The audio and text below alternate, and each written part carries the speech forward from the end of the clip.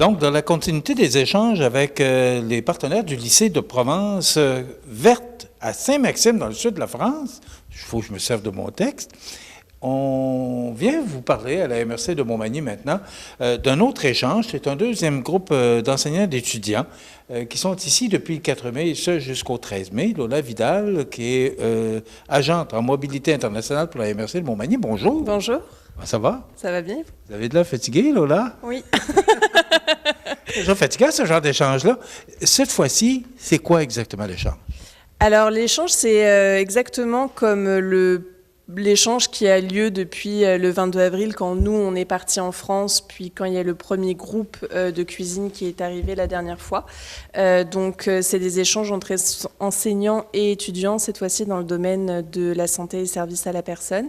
Ils effectuent des stages en immersion sur nos territoires, en partenariat avec le CFP de l'Envolée, qui s'est chargé de leur planning, puis de les placer dans des stages pour qu'ils puissent voir le savoir-faire qui est typiquement québécois, puis comment ça se passe ici versus en France.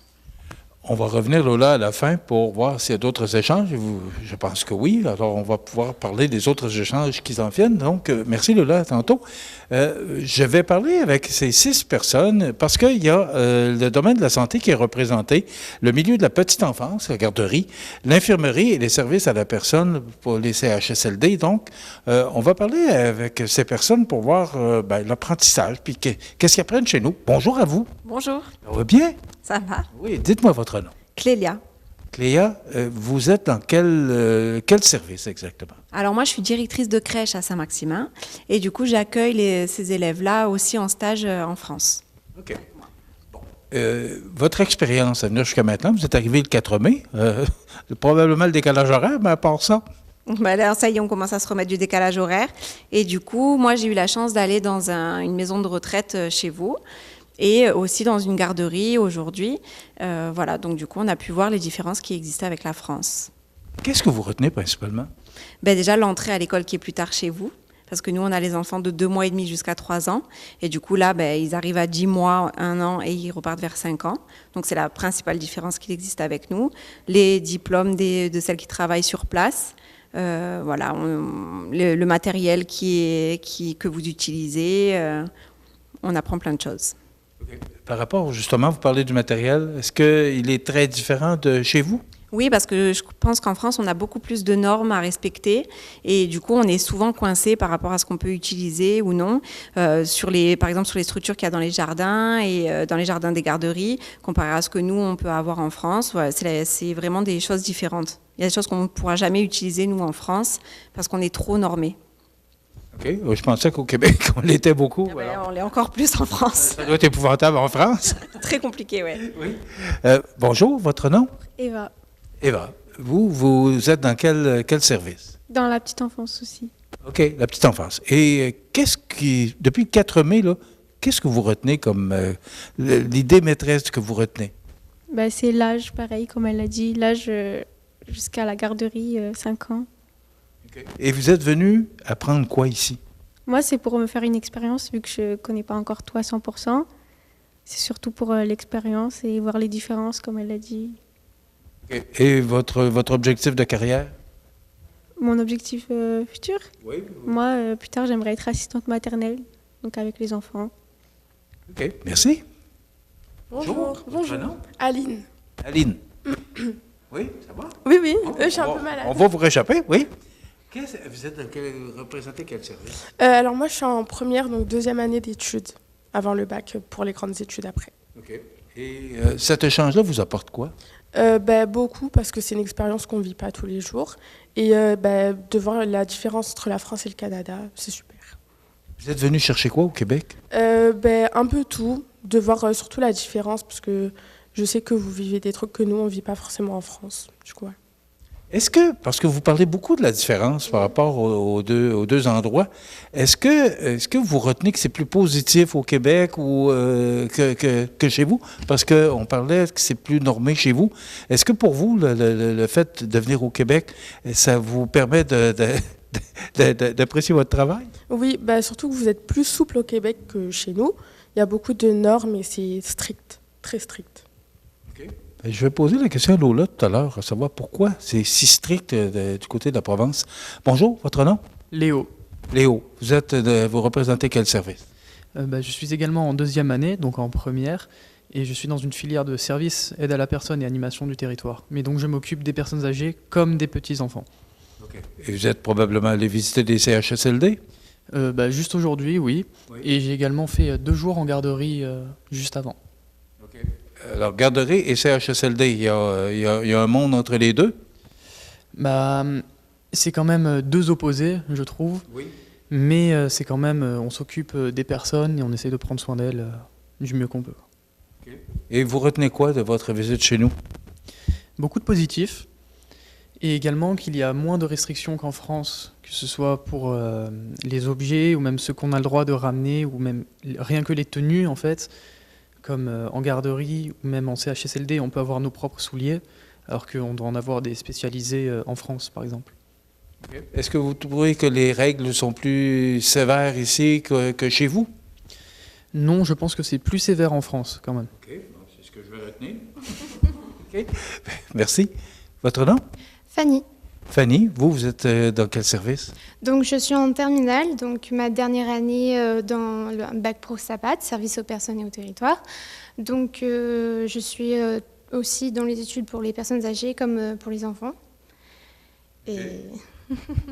Et vous retenez quoi de votre visite chez nous? Comme l'ont dit mes collègues, beaucoup de positifs et beaucoup de différences, surtout au niveau des structures pour les personnes âgées comme les enfants. Et vraiment, ça donne envie de travailler ici. Est-ce que, je ne suis pas long, je m'en viens, mais est-ce que vous pouvez me dire si ce que vous apprenez ici, vous pouvez le rapporter chez vous? Oui, bien sûr. Oui. Je ne sais pas quoi. Oui. Oui, vas-y.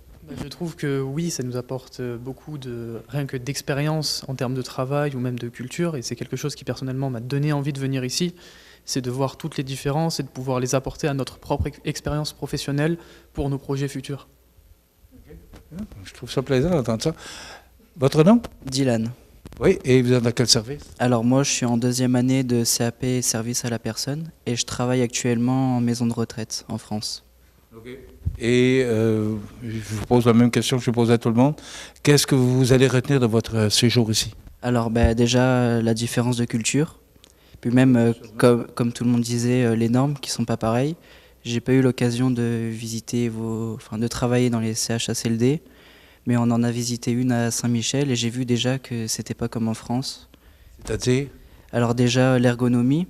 Vous, par exemple, ça va être plus facile le transport des personnes, que ce soit pour les employés ou pour le personnel.